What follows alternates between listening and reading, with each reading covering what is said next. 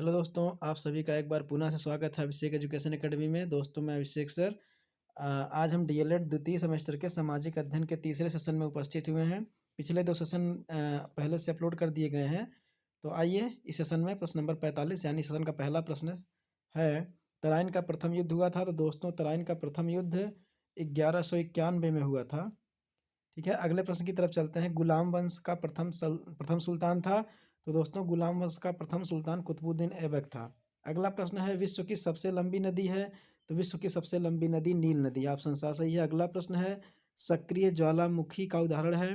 तो सक्रिय ज्वालामुखी का उदाहरण स्ट्रॉम्बोली है। ऑप्शन द सही है। अगला प्रश्न है हमारा, समानता का अधिकार किस अनुच्छेद में वर्णित है। तो दोस्तों समानता का अधिकार अनुच्छेद 14 से 18 में वर्णित है। ऑप्शन बा सही है। अगला प्रश्न है, अजमेर में किस सूफी संत की दरगाह है। दोस्तों अजमेर में ख्वाजा मोइनुद्दीन चिश्ती की दरगाह है। ऑप्शन बा सही है। अगला प्रश्न है, बैंक ड्राफ्ट है। तो बैंक ड्राफ्ट साख मुद्रा है। ठीक है। अगला प्रश्न है, महमूद गजनवी ने सोमनाथ के मंदिर पर कब आक्रमण किया था। तो दोस्तों महमूद गजनवी ने सोमनाथ के मंदिर पर 1025 और 1026 में आक्रमण किया था। ऑप्शन द सही है। अगला प्रश्न है, ग्रांड ट्रंक रोड का निर्माण किसने कराया था। दोस्तों ग्रांड ट्रंक रोड का निर्माण शेर शाह सूरी ने कराया था। अगला प्रश्न है, भारत का नेपोलियन किसे कहा जाता है।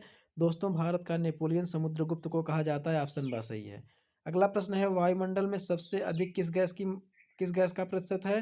तो सबसे ज़्यादा नाइट्रोजन पाया जाता है 78%, ऑक्सीजन 21% और उसमें 1% में अन्य सभी गैसें होती हैं। ठीक है। अगले प्रश्न की तरफ चलते हैं।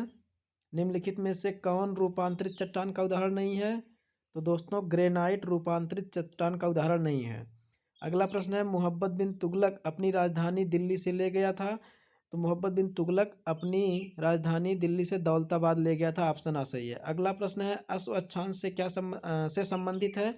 अश्व अक्षांश 30 अंश से संबंधित है। ठीक है। गल्फ स्ट्रीम है। तो दोस्तों गल्फ स्ट्रीम महासागरीय धारा है। ऑप्शन बा सही है। अगला प्रश्न है, सम्राट अशोक के पिता थे। दोस्तों सम्राट अशोक के पिता बिंदुसार थे। ऑप्शन आ सही है। अगला प्रश्न हमारा है, बाघ की गुफाएं हैं।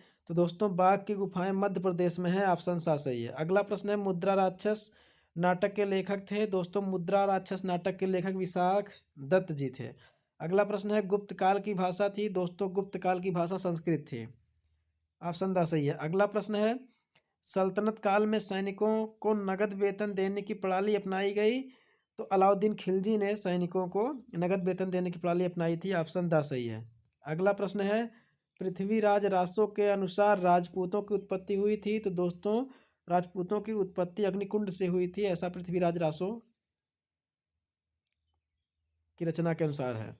अगला प्रश्न है, सूफी संत निजामुद्दीन औलिया की दरगाह कहाँ स्थित है।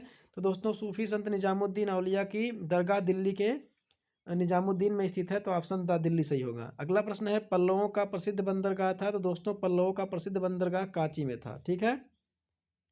इसी के साथ इस सेशन को समाप्त करते हैं। इतने ही प्रश्न है, फिर अगले सेशन में मिलते हैं एक बार फिर से। ठीक है, तब तक के लिए बाय बाय।